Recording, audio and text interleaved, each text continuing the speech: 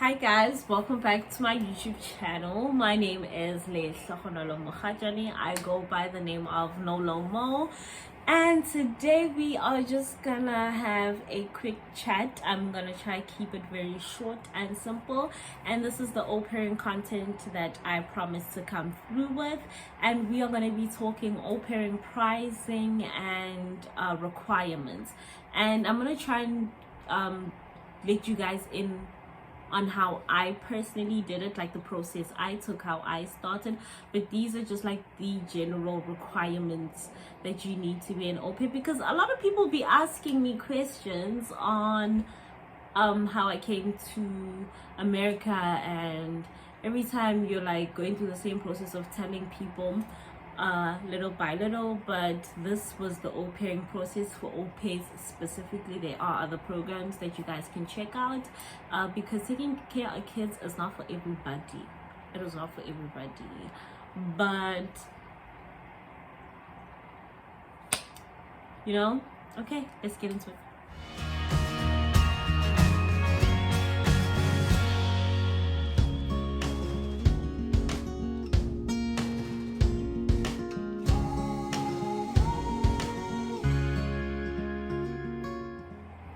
Okay guys, so we're gonna get into this.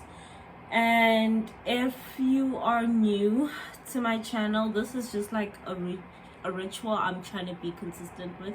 It's just like start with the word every time we get into a video, no matter what we're talking about. So today's the 11th of December, and today's devotional says stay alert. Be alert, continue strong in the faith, have courage, and be strong.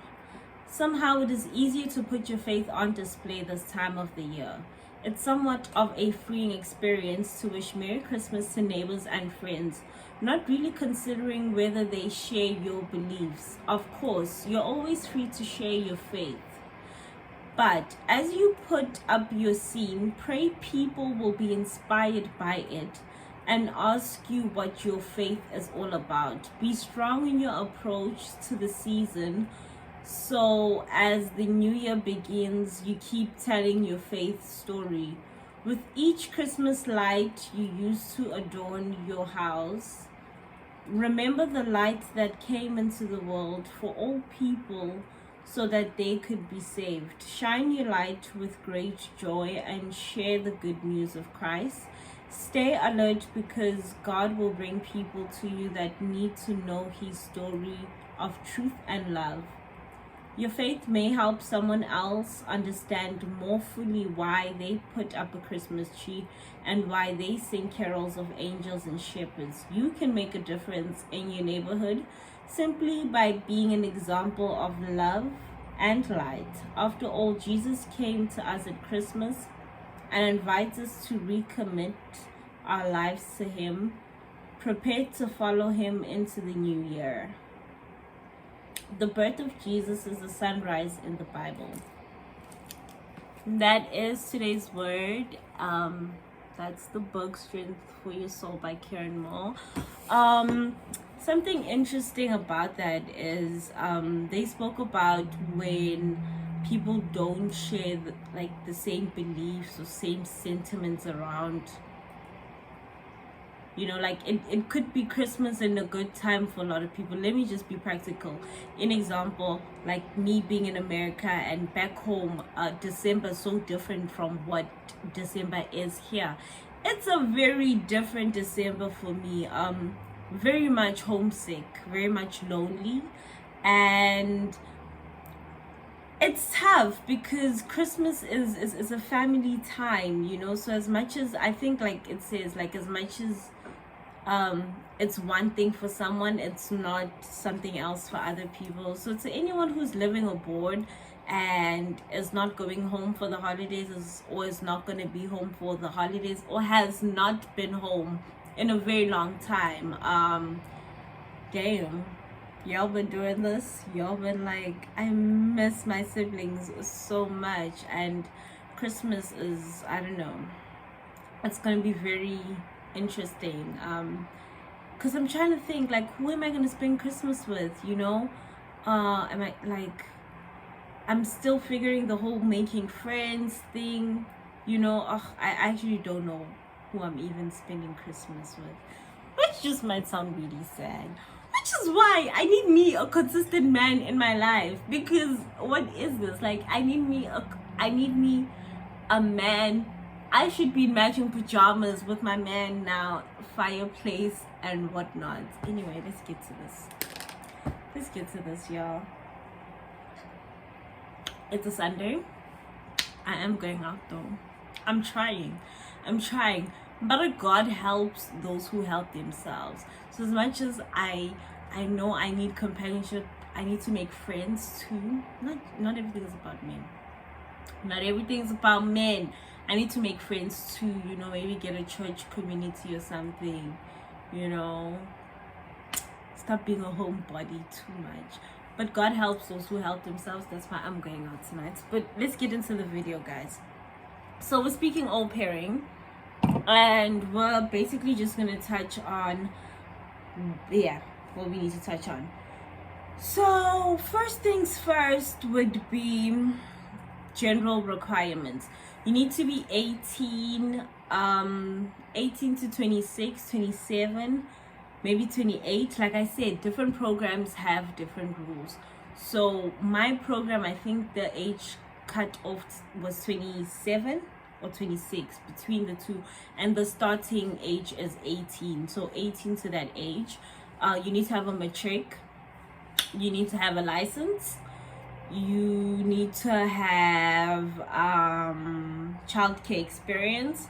So, and that means like you need hours at a daycare, you need hours at a daycare, you need you need childcare experience, hours at a daycare or with family. Well, not all, and family. So you need professional daycare experience and with family. Like I said, different rules for different programs.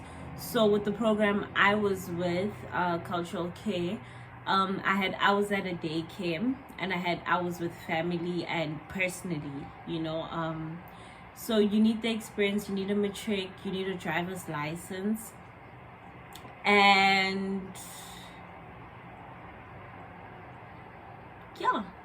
and that's all you need, right?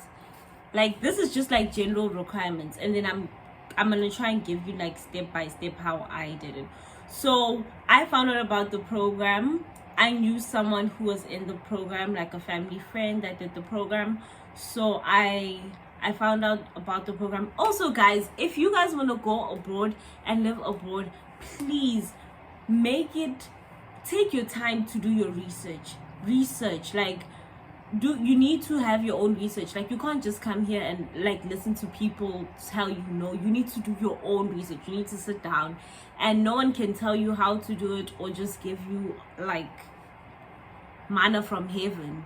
No, you need to work and do your research.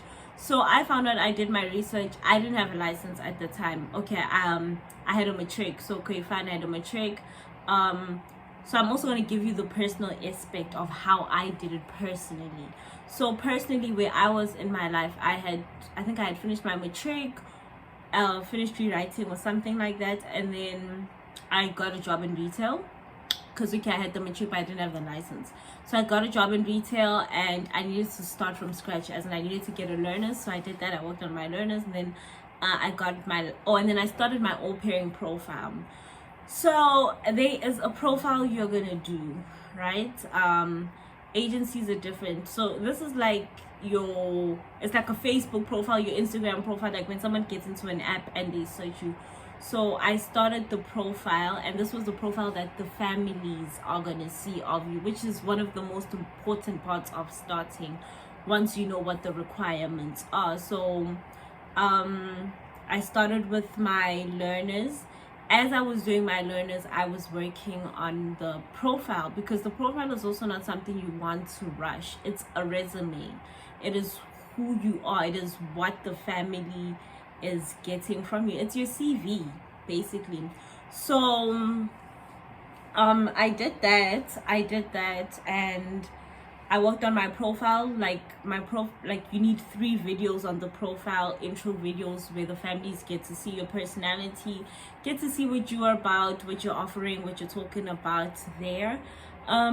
Maybe I should do a separate video on building your profile and step by step what you need in the profile. I don't know because I don't know if I want to take out that much content on aupairing, so I don't know. But yeah, so I built my profile, took the videos where you introduce yourself. There's certain questions that are asked on the videos, like what do you think the difference between a good au pair and a great au pair are, your personal views on certain things. So I built my profile, and then cool, left my profile, and then I had to get my license. So this profile that you're building, families are only going to get to see the profile once you are completely done with your requirements, once you have all the requirements. The requirements being if your age is okay, and this is just the beginning stages, because there are so many requirements, but in the beginning stages, the important stages, is just your age, it's just your license, it's your matric, you know, like these are the most important things you need to have. That's all you basically need to have.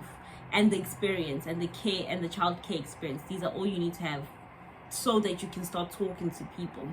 So I didn't have my license, so I wasn't talking to any families. And then fine, I got my license. I didn't have much driving experience when I got my license. So once you get your license, that's when your profile goes online. So that's only when families get to see your profile and you start interacting with them.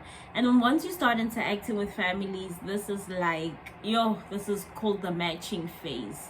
So the first phase would be the application with the requirements, and then you build your profile, and then this is the matching phase. This is where it's like the profile and the matching phase is, the way I describe it, would be like a Tinder profile. Like these families get to see all these au pairs, and then they swipe right and they swipe left. You as the au pair, you don't look for a family, so they look for you. So you're gonna get a request from a family that wants to talk to you, but you can't go into like a portal and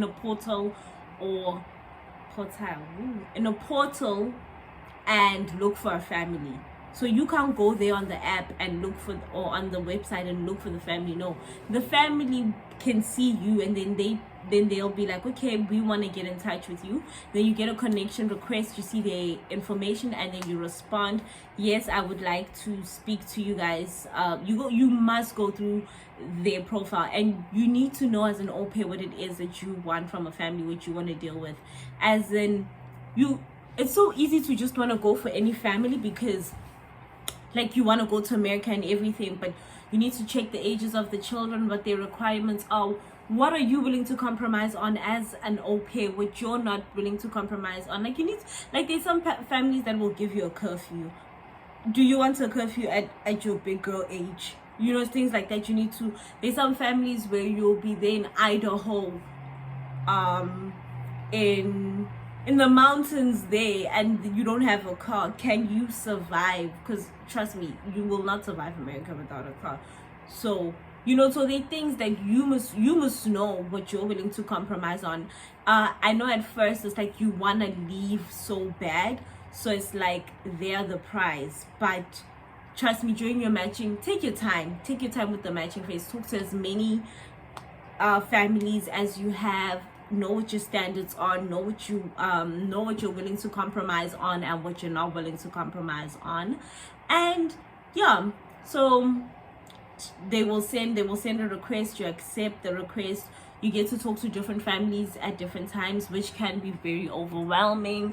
There'll be families that you talk to and you'll think, oh, okay, you guys are clicking, you like this family, and then they don't pick you, they pick another au pair. So also emotionally, the matching phase is so draining, because your profile will finally go online and then you won't get a request for months and months. Like, it's so different. There are people that have been in the matching phase for a year. There are people that only be there for 2 months. There are people that go there for 6 months. I think I was in the matching phase. I don't know. For me, in the time, it felt longer than it actually was. but I can't remember how long it really was. Maybe it was 4 months in the matching, 4 or 5 months. But also for me, we were still having those corona restrictions. The US was opening up the country, meaning they were closing up the country. It was a mess. It was a mess. And then yeah, so you do the matching phase, and then you get your family. Fine, you get your family. Once you get your family, you're gonna have like maybe 2 to 3 interviews with a family before they decide to match. Like the first interview would be with the parents, and then the second interview maybe you'll get to talk to the kids. The third interview, a decision must be made. Try to not spend too much time with one family, because the agency also gives you like, you can only talk to like 3 families at one time. So you know, like, families will think about it. You don't want a family to think about it for a month. Let them know, okay, I have other families I'm talking to, where you guys at. It's an interview, you know. So yeah, you do that, and then after that, sharp, you found your family. Then this is the visa. This is the visa processing and the other requirements and the other things you need. So fine, you get your family. You get your family. You're excited now. You have a family. This is now where you must go to the US consulate and go get your visa. So the visa application was also very stressful, because you need to be very precise with everything, the information you're giving while you apply for the visa, and then you need to go to the consulate to do your visa interview. People, it's obviously very scary, because they'll be people that like tell you they're people that get denied and don't get their visas. You go to the consulate, you get your visa. So visa pricing, I think it changes a lot, but I think mine was like 30 point something. I don't know. I really don't know. I don't know. 30 point something was the visa price. I haven't told you guys what the program pricing was, because the program pricing, they gave us a price when you go there and they tell you, but they don't give you the hidden costs. So with the program pricing on its own, they had told us that it was 15,000 rands. So they said 15,000 rands is what we pay for the program. That's what they said. Keep it in mind. So if you want to know what the real price was, you need to watch till I finish this video, and I will tell you guys when the slip came, what that slip really said. So don't just budget. You must always budget 10k extra if you're leaving the country. Whatever you think, I feel like budget 10k extra always. So fine, I think it was my 3,000, not more than 4,000 for a visa, but I don't think more than 3.5. So then you get your visa, then you need your international driving permit. So you have your license, but you need a permit to drive in another country. You get your permit, and you get that for 180. These are all things you do. So the things I'm talking about now, these are things you only do after you found a family. And then you need to go get a physician health report, and this is a health report to make sure that physically you are in shape to do what you're going to do, like to check your whole body out. You need an HIV test, which is a very controversial thing I've heard, where a lot of countries actually you don't need an HIV test, but I think South Africa might be, or I don't know if it's Africa, the continent. I don't know facts, but I know some countries they don't ask for an HIV test, but I'm guessing with South Africa being one of the highest, so you need an HIV test. Yeah, and a physician reports to make sure, you know, the TB testing, TB scans and things like that, to make sure that everything is fine. And then what else? Yeah, that's all. Yeah, like it's a lot of running around. You need to go change your money at the bank. Yeah, damn. I thought it was much more things to do than that. But yeah, I don't think I left anything out. And then once you get your visa, they book your flights. They book your flights once you've submitted everything, like your like this is the last thing to do. Then they're gonna send you the invoice, the slip for how much you owe them. I went with cultural care.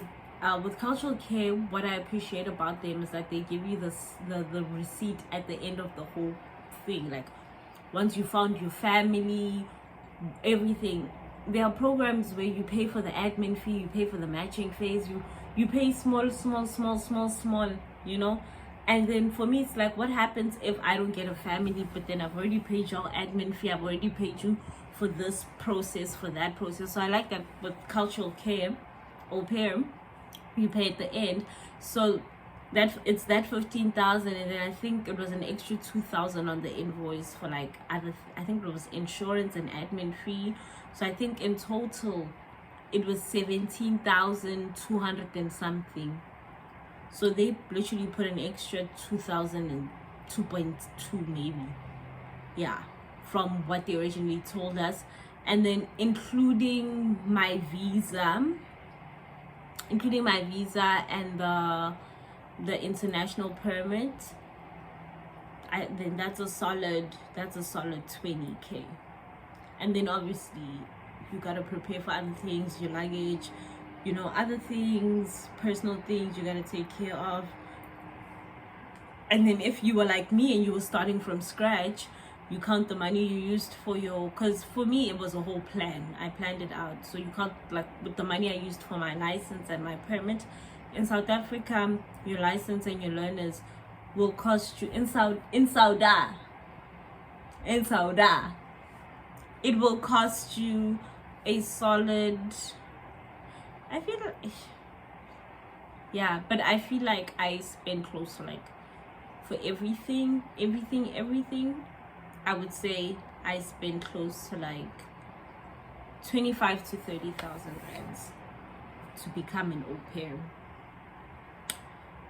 So those are the requirements. That's how I did it. I just got a job and it took me a year. I got my job in 2020 and this is 2022, but I got it 2020 late, so I'm going to say 2021.